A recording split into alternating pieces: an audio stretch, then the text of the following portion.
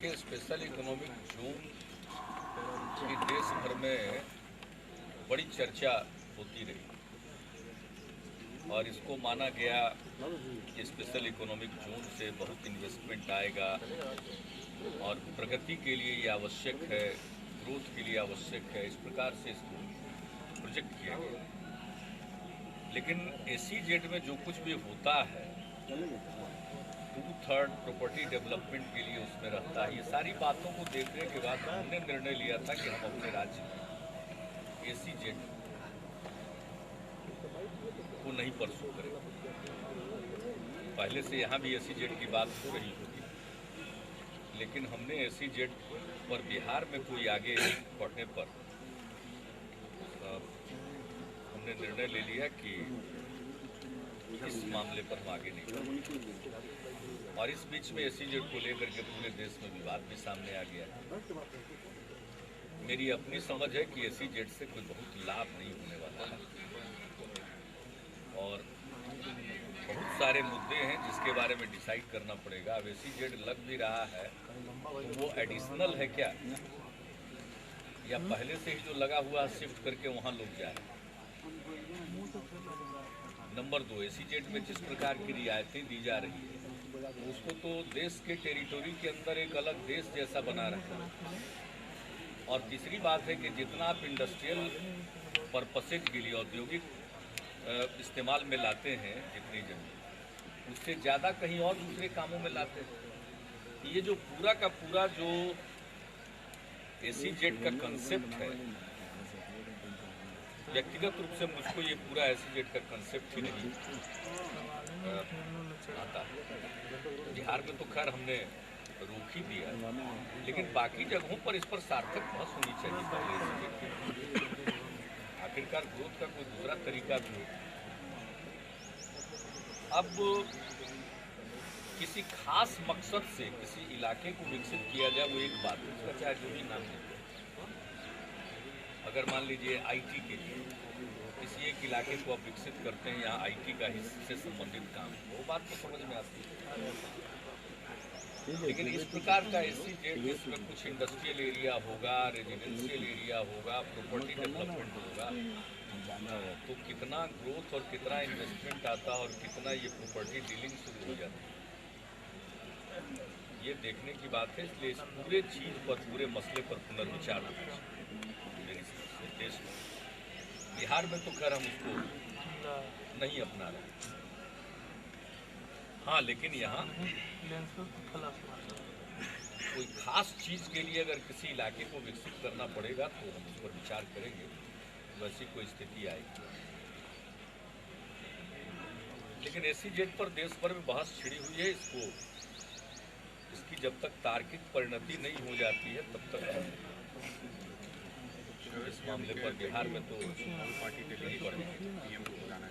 बिल्कुल बुलाना चाहिए। इस विषय पर जो विवाद है और किसानों की जिस प्रकार से जमीन जाती है, किसानों का कोई स्टेक नहीं बचता, तो इन सारे मसलों पर विचार करके और देश के अंदर कोई अलग टेरिटोरी बनाना ये कहाँ तक संविधान सम्मत है, इस पर भी विचार होना चाहिए। इसके कानूनी पहलू पर भी विचार होना चाहिए। व्यावहारिक पक्ष तो है ही, किसानों की जमीन जाना व्यावहारिक पक्ष, और फिर कोई अतिरिक्त हो रहा है या नहीं इन्वेस्टमेंट, या कहीं है पहले से इन्वेस्टमेंट वही शिफ्ट कर रहा है, तो शिफ्टिंग से क्या फायदा होगा। तो कई मसले हैं इसमें, 3-4 महत्वपूर्ण मसले हैं। इसलिए इस विषय पर बहस होनी चाहिए और हमारी पार्टी की तो साफ राय है, हम एसीजेड के पक्षधर नहीं और देश भर में बहस। मोदी जी का एक बयान आया था अखबारों में कि सिंगूर में बहुत ज़्यादा आप भी नहीं अखबारों में छपी थी। नहीं, उन्होंने कुछ और बात कही थी, तोड़ मरोड़ करके बाहर आ गई थी। हमने उनसे चर्चा की, ऐसा कुछ नहीं। और पश्चिम बंगाल सक्षम है अपनी समस्याओं का हल ढूंढने में, हम बीच में कहाँ पड़ने वाले। हमारे यहाँ कोई टाटा लगाना चाहेंगे, जो उनसे बातचीत हुई वो अलग विषय है, लेकिन कहीं किसी प्रांत में लखटकिया कार की परियोजना है तो वहाँ लगा रहे हैं, तो वहाँ पश्चिम बंगाल सरकार उसको रिजॉल्व कर लेगी। उद्योग लगाने के लिए जमीन की जरूरत पड़ेगी तो जमीन मुहैया कराया जाएगा, इसमें कोई शक नहीं। लेकिन एसीजेड और उद्योग दोनों अलग चीज है। अब हमारे यहाँ चीनी उद्योग के इतने प्रस्ताव मंजूर हुए, तो क्या उनको उद्योग लगाने के लिए जमीन नहीं मिलेगी? अनेक जगहों पर किसान स्वेच्छा जमीन दे रहे हैं, और हम लैंड एक्विजिशन की एक पॉलिसी लाने जा रहे हैं। कितना कंपनसेशन देना है बहुत जल्दी हम लाएंगे, मेरे स्तर पर भी चर्चा हो चुकी है, अब वो कैबिनेट का संलेख बन रहा है और वो जल्दी सामने आ जाएगा। हम पर्याप्त कंपनसेशन देना चाहते हैं, और स्वेच्छा जो एक्विजिशन होगा उसको हम और अतिरिक्त कंपनसेशन देंगे।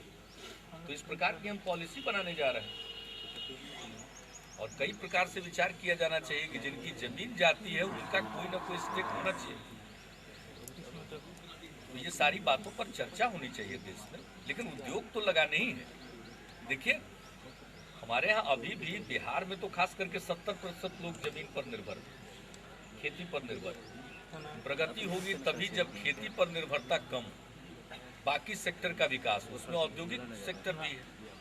तो उद्योग के सेक्टर में अगर हम चाहते हैं कि कृषि क्षेत्र के दबाव को घटा करके उद्योग पर डालें, तो उद्योग तो लगाने ही होंगे, और उद्योग तो हवा में नहीं लगेंगे, जमीन पर ही लगेंगे। लेकिन उसको लगाने का ऐसा तरीका होना चाहिए कि लोगों को उससे खुशी हो, उनकी नाराजगी नहीं। अब बिहटा में हमारे सामने जैसे ही यही जनता के दरबार में वहाँ के किसान आए, उन्होंने कहा कि हमारी खेती लायक जमीन ली जा रही है, तत्काल रोक लगाया। फिर आगे बढ़ करके बलुआही जमीन को देखा गया। तो ऐसी जमीनों का चयन करके देखना चाहिए। और बहरहाल उद्योग के लिए जमीन की आवश्यकता पड़ेगी, उसके लिए तो बढ़िया कंपनसेशन का पैकेज देना चाहिए, और उद्योग के लिए जमीन ली जा सकती है। लेकिन जिसकी जमीन ली जाए उसकी तकलीफ कम से कम हो, इसका ख्याल रखा जाना चाहिए, और हम उसी को ध्यान में रखकर अपनी नीति बना रहे हैं, और बहुत जल्दी उसको हम सामने लाएंगे। ये पॉलिसी को क्या माना जाए कि ये सिंगूर विवाद? जी नहीं, सिंगूर विवाद तो अभी आया है। हमारी सरकार बनने के बाद से ही हमने इस पर काम करना शुरू किया। इस पर हमने कमेटी बनाई, उन्होंने इस पर मीमांसा की, फिर मेरे स्तर पर प्रस्ताव लाए, फिर हमने उसमें कई सुझाव दिए। अब वो अंतिम तौर पर ड्राफ्ट बन रहा है, और उसको हम देख लेंगे, इसके बाद कैबिनेट में लाएंगे। वो जमीन जो ज़्यादा किसी पर ज़्यादा ना पड़े, उस जमीन को वो एक प्रस्ताव है, लेकिन फिर भी ऐसी भी नौबत आ सकती है कि उस प्रकार की जमीन उपलब्ध नहीं हो, और उद्योग लगाना है तो कंपनसेशन ऐसा दीजिए कि जिसकी जमीन जा रही है उसकी तकलीफ आप कम से कम कीजिए, उनको कंपनसेशन का, मुआवजे का इस प्रकार से पैकेज दीजिए कि उसकी तकलीफ कम हो सके। ये देखना पड़ेगा। लेकिन उद्योग के लिए जमीन तो देना पड़ेगा, अच्छा होगा वैसी जमीनों को हम लोग न दें। लेकिन अगर ऐसी नौबत ही आ जाए बिहार जैसे कंटेक्स्ट में, तो आप जानते हैं बहुत सारे सिख यूनिट्स है, लेकिन इसके मामले अलग कानूनी पचड़े में है। सर, ये महिंद्रा असेंबली लाइन करना चाह रहे थे ट्रैक्टर्स का, प्रस्ताव देंगे तो उस पर गौर किया जाएगा SIT में। वैसे तो सोनालिका वालों का तो हुआ ही, बात आई है तो कानूनी पक्ष को देखना तो जरूरी है, क्योंकि शिवानंद तिवारी जी जब कोई बात बोल रहे हैं तो सोच समझ करके बोल रहे होंगे, लेकिन उसके कानूनी पक्ष को देखेंगे जरूर, हमें संतुष्ट होना चाहिए। दूसरा पहलू भी इसमें मंदिर को लेके खर्च का है, तो वो भी देखा वो तो उन्होंने कहा ही है, तो उसका वो तो सारा ब्यौरा आपको शिवानंद तिवारी जी देंगे, उन्होंने पूछा है। लेकिन सरकार से उन्होंने एक बात कही, और जो सरकार से बात कही है तो उस कानून का क्या इसमें किस प्रकार से लागू होता है, नहीं लागू होता, उसको देखना पड़ेगा। कांग्रेस तो कि किसी धर्म के खिलाफ नहीं होना होता, लेकिन एक वैज्ञानिक सोच भी उसको विकसित कराता है ना। दुनिया में वैज्ञानिक सोच विकसित कराने की जरूरत है। धर्म और आस्था तो अपनी जगह पर है, लेकिन वैज्ञानिक सोच होना चाहिए विकसित ना। आप इररेशनल बात करिए और इररेशनल बातों का आप प्रचार कीजिए, तो ये तो न सिर्फ अवैज्ञानिक बात है, बल्कि अंधविश्वास को बढ़ावा देने वाली बात है। और अंधविश्वास की तरफ लोग तभी जाते हैं जब आत्मविश्वास डिग जाता है। ये तो निशानी है कि आत्मविश्वास समाप्त हो चुका है। इसलिए तो हम बार बार कहते हैं कि भूत हो चुके, इसलिए भूत की बात कर रहे हैं। कई विधायक कल रैंप पे चल रहे हैं खादी के प्रमोशन के लिए। आप नहीं ना जा रहे हैं? उम्मीद आपसे है क्योंकि आप इस खादी के शौकीन हैं। अरे खादी के शौकीन, हम खादी पहनते हैं, शौकीन क्या होना, हम खादी धारण करते हैं, खादी के पक्षधर है। उसके प्रमोशन के लिए आपको करना चाहिए। अब देखिए, इस देश में बहुत कुछ होता रहता है, हम सब पर प्रतिक्रिया व्यक्त नहीं करना चाहते हैं, लेकिन खादी ऐसी चीज है कि लोग पहने, स्वयं पहने। कांग्रेस आज एक प्रेस इस कॉन्फ्रेंस प्रकार से प्रमोशन की कोई आवश्यकता खादी को नहीं है, लेकिन खादी का प्रचार प्रसार होना चाहिए। खादी और हैंडलूम से रोजगार का सीधा संबंध है और इससे ग्रामीण अंचल में रोजगार के अवसर पैदा होते हैं, दस्तकार भाइयों और बहनों को काम मिलता है, इसलिए इसका प्रचार प्रसार होना चाहिए। लेकिन प्रचार और प्रसार का ये तरीका अपनाने से प्रचार प्रसार होगा, ये अपनी अपनी राय हो सकती है। उसको समझना चाहिए कि आम आदमी को सूचना प्राप्त करने के लिए एक एप्लीकेशन देना पड़ता है। अब उसके अलावे आप एक टेलीफोन कॉल करके एक पर्टिकुलर नंबर पर आप सूचना प्राप्त कर सकते हैं। यानी आप जब कॉल करेंगे तो आपके बिहाफ में एप्लीकेशन बन जाएगा और क्या सूचना आपको चाहिए इसकी जानकारी दे दी जाएगी संबद्ध विभाग को, और वहां से वो सूचना आपको प्राप्त होगी। तो इसमें एक एडिशनल और खास बात ये है कि एप्लीकेशन फिजिकली देने के बजाय एक टेलीफोन कॉल से भी उस अधिकार का आप इस्तेमाल कर सकते हैं। और बिहार पहला राज्य है। महत्व की बात ये है, आज उसका विधिवत उद्घाटन हुआ और इसको हम लोग देखेंगे ये किस प्रकार से वर्क करता है, फंक्शन करता है। इसमें कई प्रकार की शुरुआती दौर में कठिनाइयां भी आएंगी, उन सभी कठिनाइयों को दूर करना होगा ताकि सुगमता ये तो एक जगह करे ना, वो ये इसका काम है, कॉल सेंटर का काम, उसमें इनबिल्ट वो भेजेगा। डिस्ट्रिक्ट का कोई इन्फॉर्मेशन है तो कलेक्टर के यहाँ जाएगा और कलेक्टर के यहाँ से संबद्ध विभाग को ट्रांसमिट हो जाएगा। और ये आंख से होता हुआ देख रहे हैं काम, इसलिए ये लोग कुछ नहीं, इन लोगों को कुछ मिल नहीं रहा है, वो अपना निकल रहे हैं। चुनाव ये लोकसभा चुनाव को देखते हुए सब कर रहे हैं। और क्या सड़कें पर दुकानदारी बंद होने की नौबत है तो अभी से कुछ कर रहे हैं। सड़क पर आ जाएंगे। अरे और क्या रहे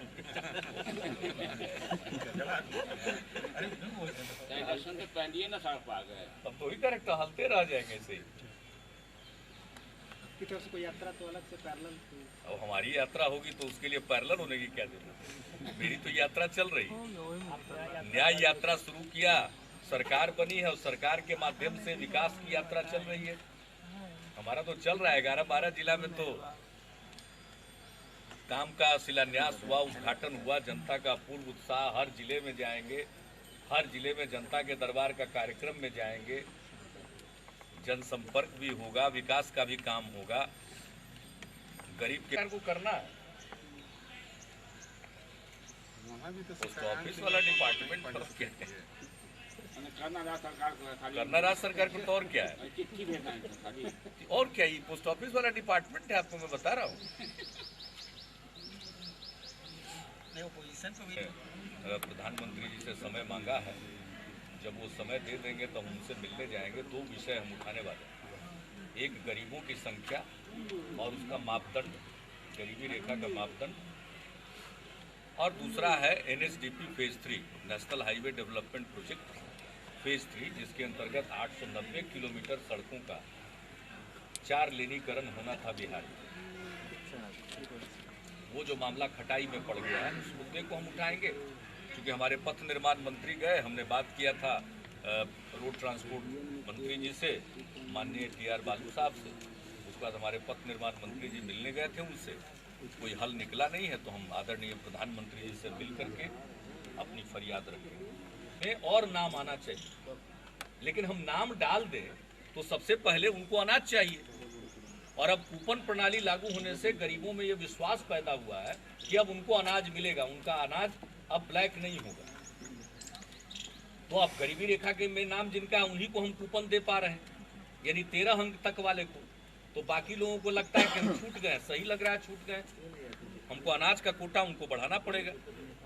और अगर हम 16 अंक माने तो लगभग 85 लाख ग्रामीण इलाके में गरीब परिवार होते हैं। और शहरी इलाके में और भी मान लीजिए, अभी सर्वेक्षण चल रहा है, इसलिए कोई फिगर बताना संभव नहीं है, 10 से 15 लाख के बीच में हो सकता है। तो तकरीबन आप समझिए कि वो 90-95 लाख योजना नहीं है जो हर गरीब परिवार को हर समय उपलब्ध है। उनका तो टारगेट होता है ना, इंदिरा आवास तो कुछ टारगेट हो जाता है, सबके लिए नहीं मिलता, हर साल उनका टारगेट तय होता है। एकमात्र योजना है वो है बीपीएल दर पर अनाज की, जो गरीबी रेखा में नाम होने मात्र से वो उपलब्ध होता है। और उसने हमको भेज दिया 50 लाख, तो केंद्र सरकार के फिगर में मिसमैच है। तो अभी हमने फिर इसको योजना आयोग के उपाध्यक्ष के स्तर पर इस मामले को उठाया है। उन्होंने कहा है कि हम इस मामले को देखेंगे, और उसमें ग्रामीण विकास के सचिव भी आए थे और खाद्य विभाग के सचिव भी आए थे। अभी हम जो पिछली बार गए थे दिल्ली, वहाँ मीटिंग हुई, तो अब हम इस विषय को उठाना चाहते हैं प्रधानमंत्री जी के स्तर